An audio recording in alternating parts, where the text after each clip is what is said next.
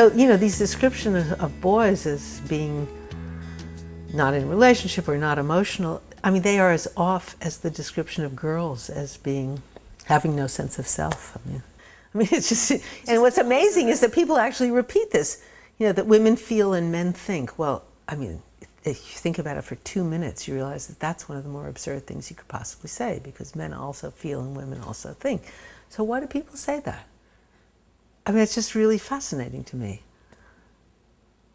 We say things that are really so stupid psychologically, or, it's just like men have minds and women have bodies. That's another absurd thing to say.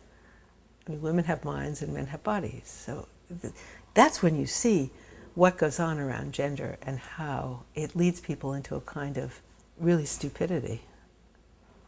To say things which if you thought about for 2 minutes you wouldn't say. Well, and it makes men and women out to be enemies in a lot of situations too, which really ends up interfering in relationships.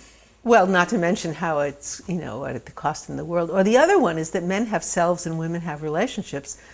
When again, if you think about it for a minute, if you don't have a self or a voice, you're not in relationship. So you can't have a relationship if you don't have a way to express yourself, basically, because otherwise, who is in the relationship? And it was wonderful hearing girls say that, basically. It's so obvious that they know it, and then they have. Or if you say men have a self, but they don't have relationships, and then you read, for example, the dedications of their books. I could never have written this book if not for my wife, and blah, blah, blah. And then you see, right, because there was this huge resonating chamber around this guy that was encouraging his voice and providing a lot of resonance for him.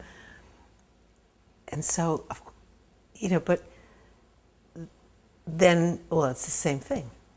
So you divide human beings into these two incoherent halves. And then you say that's somehow the way men are and women are, and it's absolutely false for both.